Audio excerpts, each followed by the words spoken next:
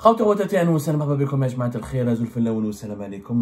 vous allez bien, j'espère que vous vous portez bien. Vous avez été nombreux et nombreux à réagir à l'émission que nous avons diffusée ce matin, ce 4 juillet 2025, avec cette triste nouvelle de la mort d'un PDG, d'un ancien PDG d'un important groupe public qui s'appelle le groupe Imetal, qui aujourd'hui s'appelle la CNS, la Société Nationale de Sidérurgie. Il s'agit de M. Tarek Bouslama. L'annonce de sa mort, alors qu'il était placé en détention, était emprisonné dans le cadre de la détention préventive. Il est mort, il est décédé sans avoir été jamais. Il n'a jamais été jugé. Je dis bien qu'il n'a jamais été jugé. Donc, depuis le mois de mars 2023, il est emprisonné. Il est âgé de moins de 60 ans, 58-59 ans, malade chronique, la sinistrose, la dépression. Il n'a pas supporté son emprisonnement, il n'a pas supporté sa longue détention provisoire, et on ne lui a jamais donné l'occasion de s'exprimer, de se défendre.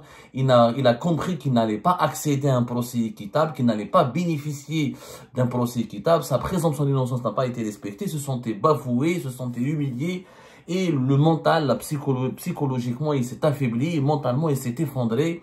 À cela se rajoutent quelques soucis de santé, hypertension, diabète, etc., les maladies chroniques qui font ravage au sein de la société algérienne, et malheureusement, une très mauvaise prise en charge médicale, des conditions de détention extrêmement difficiles, avec des conditions d'insalubrité publique dans les prisons algériennes, des mauvaises conditions d'hygiène, absence de personnel médical pour soigner les détenus fragiles et malades, absence de médicaments, absence d'humanisme, tout simplement, dans les prisons algériennes qui sont pleines à craquer. Et ben, monsieur Tarek Bouslama est décédé dans des conditions scandaleuses. Et, encore une fois, il n'a pas été jugé. Il n'est pas le seul dans ce cas de figure. Sauf que, comme lui, c'est un ancien PDG, pas de n'importe quelle entreprise. Imetal, c'est un poids lourd de l'économie algérienne. Très méconnu dans la part de la population algérienne, parce que malheureusement, l'information économique, l'information financière n'est pas démocratisée en Algérie, et l'actualité en Algérie est dominée par les récits politiques et les récits par les polémiques stériles et les fléaux sociaux et les polémiques et les problèmes de politique et les problèmes de relations internationales entre l'Algérie et différents États étrangers. On a toujours relégué, pour ne pas dire on a toujours occulté, les véritables enjeux économiques du pays. Le groupe Imetal, c'est pratiquement 30 000 personnes, 30 000 employés. C'est entre 18 filiales, sans parler de plusieurs 19 participations. Il est actionnaire de 19 sociétés, il a 18 filiales. C'est un chiffre d'affaires qui dépasse les 1 milliard de dollars. C'est presque 1 milliard, 2 milliards de dollars. Donc c'est un enjeu. Il est spécialisé de tout ce qui est sidérurgie et métallurgie. Et la sidérurgie, elle a des domaines d'application. Ça peut être dans le bâtiment, il avait une filiale Batimétal, le complexe sidérurgique de Hadjar, Solb, partenaire avec les Qataris du complexe sidérurgique de Bellara, projet important, la construction de pipelines, de tubes, la sidérurgie, le fer, elle est présente dans tous les domaines. Des entreprises dans le zinc, dans le NLB, on en a parlé, Alpha Pip, le NCC, Batimita, il a énormément de filiales très importantes. Tout ce qui est dans les mines et l'un de tout ce qui est proche du fer et des minerais, du minerai de fer. Monsieur Tarek Bouslama a une histoire triste dont personne n'a raconté. Nous avons mené l'enquête pour comprendre comment il s'est retrouvé en prison et qui a provoqué sa disgrâce. Est-ce qu'il est corrompu, comme le prétend la justice algérienne, qu'il ne l'a pas jugé, elle l'a mis en examen. Je rappelle qu'au mois de mars, encore une fois, au mois de mars 2023, deux importants hauts responsables du groupe Imetal, dont le premier PDG du groupe Imetal, Tarek Bouslama, et le PDG du groupe Sider, qui est partenaire des Qataris dans le complexe Bellara, et qui était qui est la société en charge de la gestion et l'exploitation du complexe Al-Hadjar à Annaba, ont été emprisonnés avec 3 de leurs collaborateurs. 22 personnes ont comparu devant le pôle économique, devant les juges du pôle pénal économique et financier du tribunal de Sidi Mohamed. Ce dernier, ces juges, ont été saisis par une enquête menée par la Brigade centrale de lutte contre les crimes économiques et financiers du service central de la lutte contre le crime organisé de la direction générale de la police algérienne. C'est le service de Sahaoula. Elle appelle comme depuis octobre 2021, on a inauguré l'équivalent de Antar, qui est à Sahaoula. C'est l'Office central de lutte contre le crime organisé.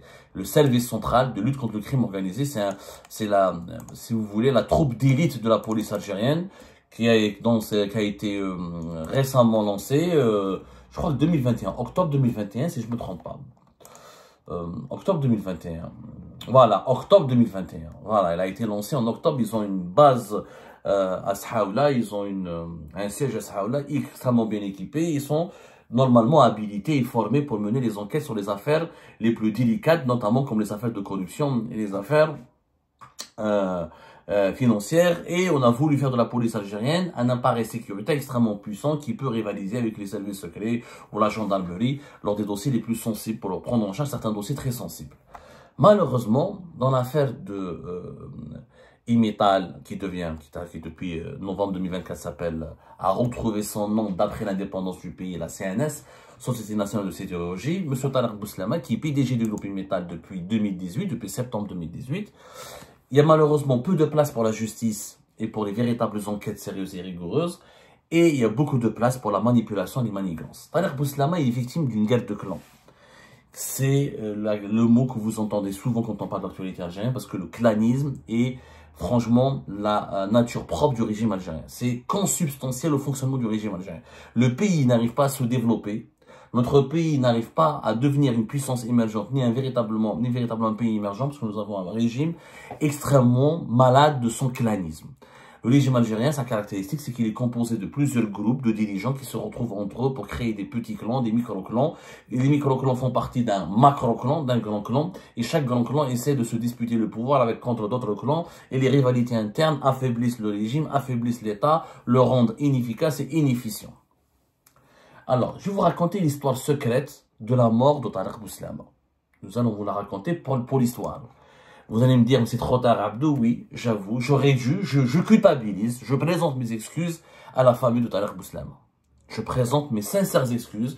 J'aurais dû, en tant que journaliste, en tant que l'un des rares journalistes encore indépendants, algériens, exilés, c'est pour ça que je suis encore indépendant, en tant que l'un des rares espaces médiatiques algériens spécialisés dans l'investigation et dans les affaires économiques et financières notamment, on aurait dû s'intéresser de près à l'affaire Tarek Bouslama depuis longtemps.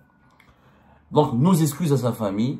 On ne pourra pas lui redonner la vie, on ne pourra pas le refaire, on pourra pas, il va pas revivre après notre émission, mais on pourra au moins réhabiliter sa mémoire et au moins lui rendre hommage et au moins sa famille connaîtra la vérité, parce que sa famille aujourd'hui va certainement est sous le choc, elle est dans un deuil absolu, et elle cherche à comprendre qu'est-ce qui s'est passé, pourquoi notre père, notre mère, notre père, notre grand frère, notre grand-oncle Tarek Bouslama a fini mort dans une cellule de prison alors qu'il n'a même pas pu être jugé. Pour l'histoire, pour la mémoire, la vérité doit triompher, doit compter. C'est pour ça que nous avons fait cette enquête. Tarek Bouslama, c'est un ancien cadre de l'État. Son parcours, il est riche. C'est un énarque, il a fait l'ENA. Après l'ENA, il a travaillé directement dans les entreprises étatiques. Il a été directeur, déjà dès le début, dès 91, dès le début de la décennie noire, il était directeur général d'une entreprise spécialisée dans le lait. Ensuite, il était chef de département central et finances et comptabilité. Ensuite, il a été directeur central finance et comptabilité. Ensuite, il devient intérim, pratiquement PDG par intérim. Ensuite, il va travailler il va quitter le groupe qui fabriquait la production de lait, etc., pour aller vers le groupe public pour production de ciment.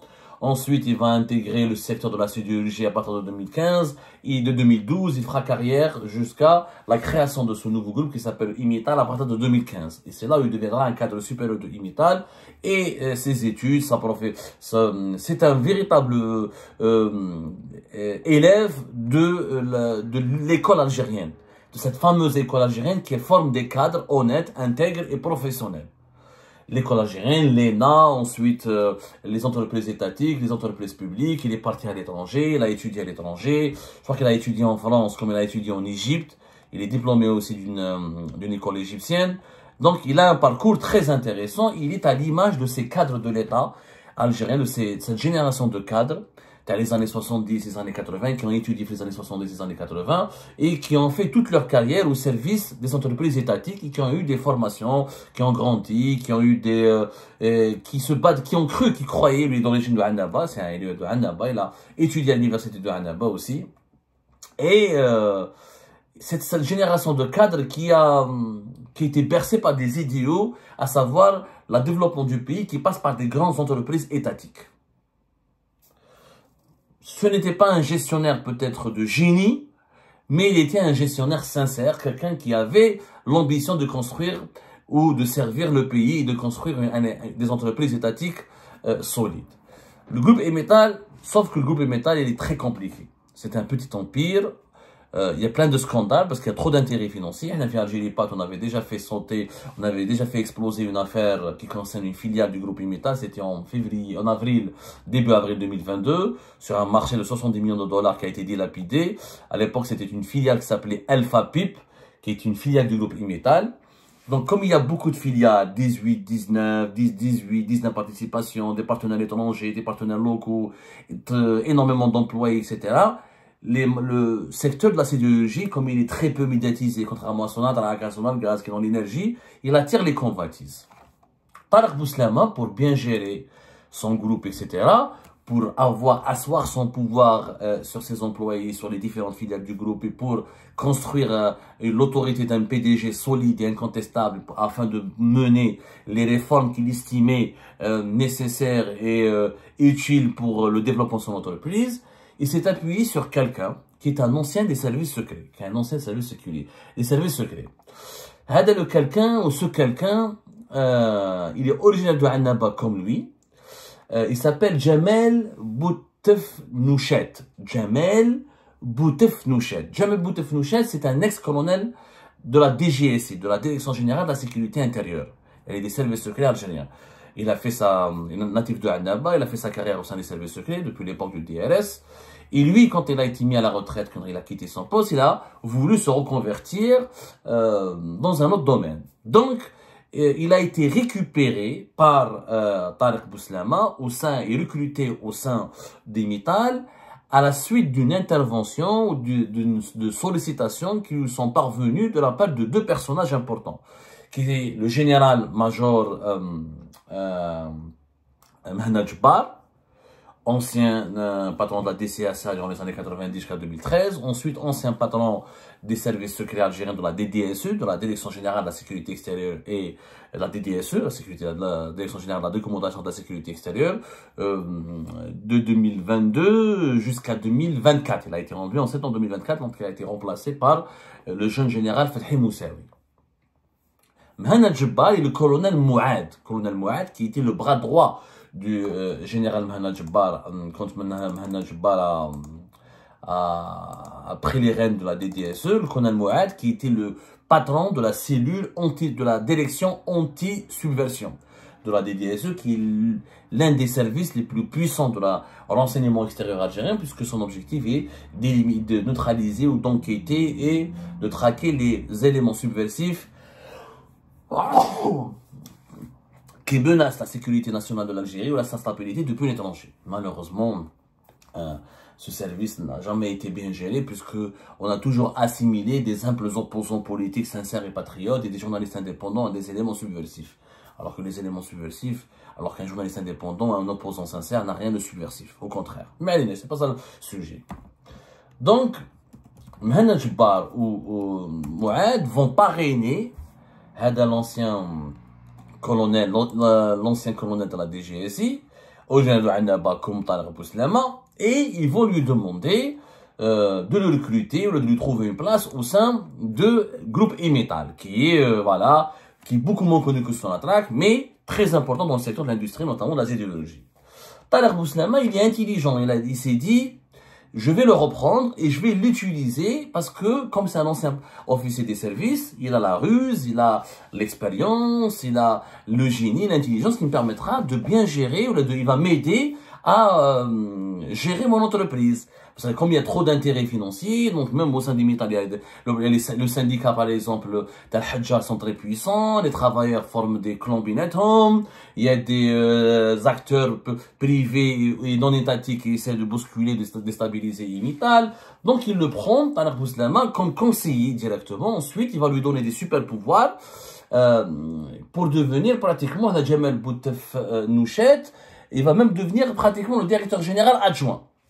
Et il sera l'adjoint de Tariq Bouslama. Tariq Bouslama s'est appuyé sur lui, puisqu'il a un réseau, c'est un ancien de la DGSI, ami de Mehmet Jabbar, colonel Mouad, il connaît beaucoup de monde, il pourra l'aider, il espérait qu'il va s'appuyer sur lui pour stabiliser le groupe, anticiper les crises, neutraliser les menaces de déstabilisation, éviter les grèves, éviter les manipulations et les sabotages de l'entreprise. Tout se passait bien au début, sauf que Hadam Jamal Boutef Nouchet avait déjà des amis au sein des métals et à l'extérieur des métals, notamment le PDG d'une entreprise filiale importante du groupe Métal qui s'appelle Baté Métal, qui a changé de nom récemment, qui s'appelle Yahi Hassan. Yahi Hassan, qui est le PDG de Baté Métal, est un ami intime et un ami très proche de ce Jamal Boutef Nouchet. Ils étaient très proches et il y avait dans leur groupe une troisième personne qui était très impuissante aussi, très influente, dont les Algériens ne connaissent pas très bien le parcours, ne le connaissent pas très bien. Son identité est un peu méconnue de l'opinion publique algérienne. C'est un certain Tarek Kour. Tarek Kour, c'est un personnage très important au sein de la justice algérienne, puisque c'est un ancien magistrat. Il était le président du pôle pénal spécialisé au tribunal de Constantine. Il était conseiller à la cour, puis magistrat au centre de recherche juridique et judiciaire. Il était conseiller à la Cour suprême. Il était aussi l'ancien, à l'époque de Gaïd Saleh, l'ancien président de l'organe national de prévention de lutte contre la corruption, entre 2019 et 2020. Et il était extrêmement proche de la famille Gaïd Saleh. Et Tarek Kour, il est l'ami de l'actuel ministre de la Justice, Lotfi Boudjema.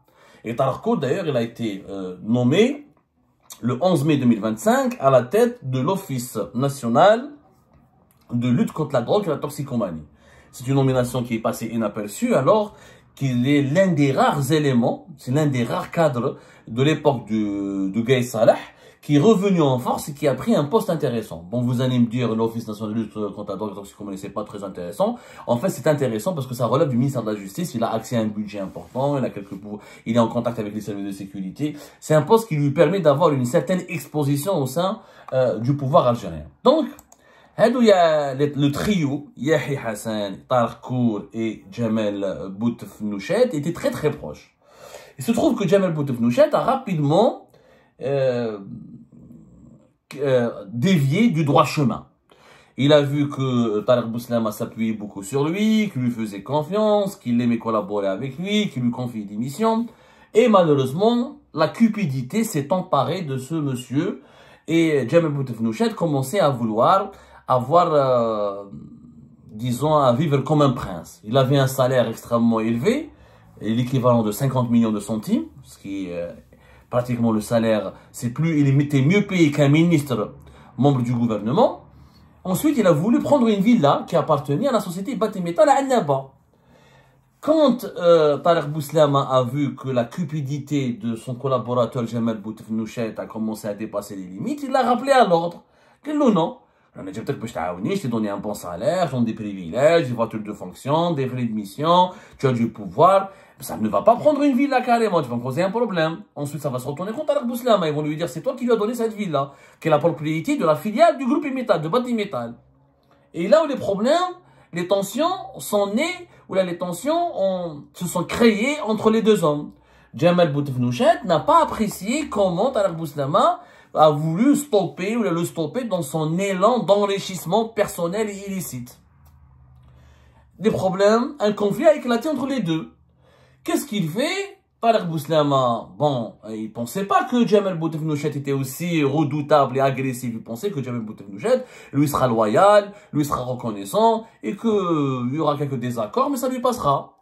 Eh ben non, Jamal Boutef Nouchet va actionner ses réseaux auprès de Mehmet Jabbar, auprès de Tarek Kour, auprès de certain nombre important de responsables algériens au sein du pouvoir pour enclencher une véritable cabale judiciaire contre qui? Contre Tariq Bouslama. Donc, Djamel Boutefnouchet a décidé de faire un coup d'État, Tariq Bouslama. C'est lui qui va préparer tous les éléments d'une enquête accablante. Il va préfabriquer un dossier qui sera jugé comme accablant par le pôle pénal des affaires économiques et financières du tribunal de Sidi Mohamed. Mais c'est lui qui va le transmettre à la DGSN. Comme il connaît Mohamed Jabbar, il connaît Ali Badr, il a accès à tout le monde. Donc c'est lui qui a communiqué à la DGSN l'enquête ou les éléments d'un dossier prétendument, on va dire, explosif et accablant contre Tariq Bouslama. La DGSN s'est appuyée, le service de lutte centrale de Sahaoula contre le service de lutte centrale, le service central de la lutte contre le crime organisé de Sahaoula s'est emparé de ce dossier qui leur a été donné par ce collaborateur par celui qui fut le bras droit de Tariq Bouslama. Et l'enquête a été menée. Il n'y a pas eu vraiment une enquête. Il y a la DGSN, le service central de Sahaoula de lutte contre le crime organisé. Ils ont utilisé les éléments qui leur ont été communiqués par le fameux ancien colonel des services secrets algériens, qui lui a appelé ses amis al-Hajjar, il a activé ses réseaux, il a organisé la fête des manigances, il a organisé des combines pour faire tomber Tariq Bouslama. Parce que Tariq Bouslama voulait le stopper dans son ascension fulgurante, voulait limiter ses privilèges, il lui a dit non à cette vie-là que tu voulais prendre à Annaba. Il se trouve que la vendetta, le coup d'état plutôt qui a été orchestré par Djamel Boutefnouchet a rapidement été récupéré aussi par les adversaires de Tariq Bouslama. Tariq Bouslama avait des adversaires, par exemple l'ancien ministre de l'Industrie Zardar. Il n'était pas du tout un proche ni quelqu'un qui appréciait Tariq Bouslama. Pourquoi? Parce que Ahmed Zardar, qui était ministre de l'Industrie, avait peur, il était ministre de l'Industrie 2021 et 2023. Il avait peur que Tariq Bouslama lui prenne sa place, parce qu'à un moment donné, Tariq Bouslama était pressenti pour devenir ministre de l'Industrie. Donc Ahmed Zardar, il a coactisé, il a rejoint le clan, il a rejoint la cabale contre Tariq Bouslama. Il a commencé à alimenter les services de sécurité, à la présidence algérienne et le premier ministère par des informations insultantes, préjudiciables. Il voulait il voulait décapiter Tariq Bouslama. Donc Tariq Bouslama s'est retrouvé, Tariq Kour, il a relié, comme il est très proche de l'autre Boudjma'a, il a beaucoup de réseaux au sein de la justice algérienne, et il connaît même des personnes à la prison de la République. Il a commencé à relier les informations qui mettaient en cause Tariq Bouslama. Le ministre de l'Industrie était contre Tariq Bouslama. La DGSN a été instrumentalisée contre Tariq Bouslama. Mohamed Jabbar et le colonel Mouad ont été instrumentalisés aussi malheureusement contre Tariq Bouslama. Ce qui fait que Tariq Bouslama est devenu l'homme à abattre. Et comme il avait beaucoup d'ennemis, que le clan de ses ennemis s'est énormément élargi, et il est tombé, il a malheureusement plus que trébuché, il a chuté, et au mois de mars 2023, il a fini par être arrêté et placé sous mandat de dépôt, après avoir été présenté devant un juge d'instruction du pôle pénal économique et financier du tribunal de Sidi Mohamed. Voilà comment ça s'est passé. Depuis, l'enquête n'a jamais avancé. Pourquoi? Parce que le dossier était préfabriqué. Il y a certains, Tariq Bouslama n'est pas un ange, il a fait des erreurs, il a fait des conneries.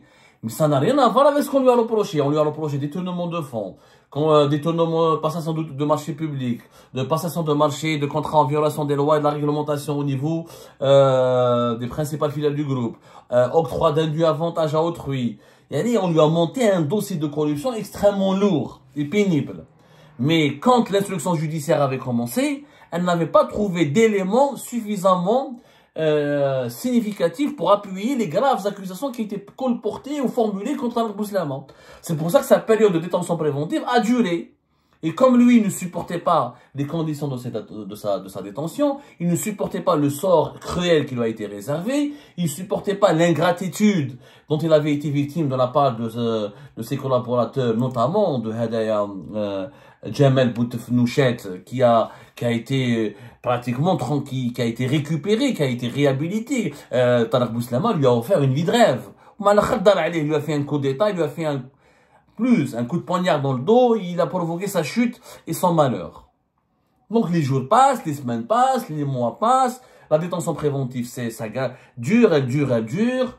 Le moral s'effondre, le mental s'effondre, et les pépins de santé de Tariq Bouslama s'accumulent.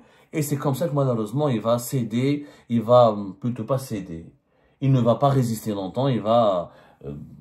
sa santé s'est gravement dégradée au point où il est mort dans des conditions atroces. Je dis bien atroces. C'est comme ça que Tariq Bouslama a fini par briser et tuer. Je dis bien, pour ne pas dire assassiner. C'est ça la véritable histoire de Tariq Bouslama. C'est trop tard peut-être. On aurait peut-être dû enquêter bien avant. Je m'en excuse encore une fois.